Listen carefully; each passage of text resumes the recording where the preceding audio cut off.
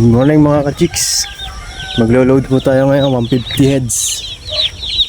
Tingnan nyo naman ang sisiw, napaka-quality. Maganda. Malisigla. Walang lungkugin. Maganda po ang sisiw. Lagay na natin sa brooding cage mga ka-chicks para mainitan ng mga sisiw. Samahan nyo ako. Bali 150 nga pala to, 150 heads. Bilangin muna natin.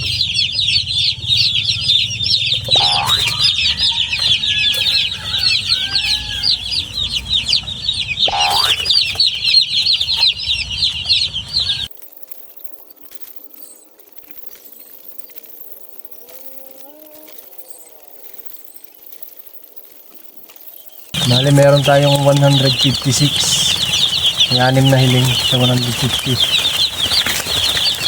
Ang ganda mga chicks. Quality. Ang lalaki oh. Ang ganda. May sigla, maliliksi. Oh yes.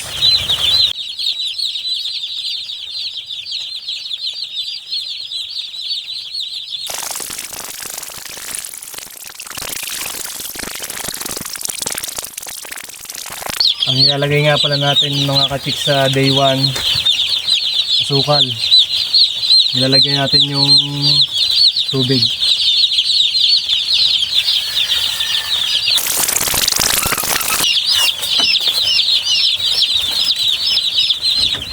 Dahil malamig ngayon, 3 ilaw na 100 watts ang gamit natin mga ka-chicks.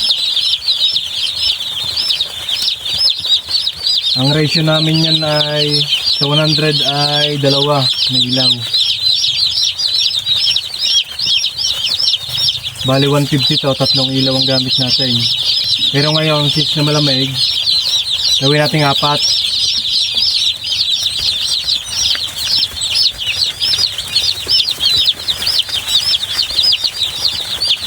Tapos sa day 1, ang nilalagay nating painom may asukal bilang electrolytes nila para pampatanggal ng stress. Tapos ilalagyan ko lang ng patungan para hindi nila makiat hindi sila mabasa, para hindi umakyat sa pinakatubig. Ang timpla ko pala niyan ay kalahati lang ang laman na tubig ng 1 galon. Tapos 3 kutsarang pulang asukal o kaya brown sugar. Tapos sasabugan lang natin ng patuka. Mamaya na natin lagyan ng ng feeder.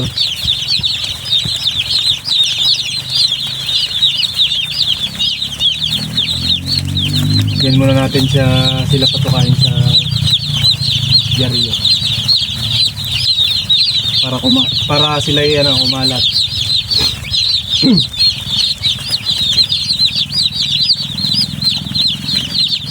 Para kalat-kalat sila pag sumuka.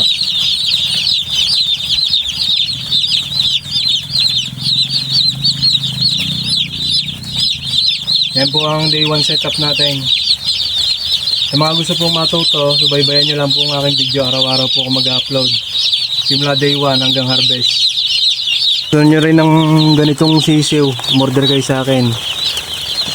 PM nyo lang po ako. Magagandang sisiw, maliliksi, masisigla, walang lungkugin.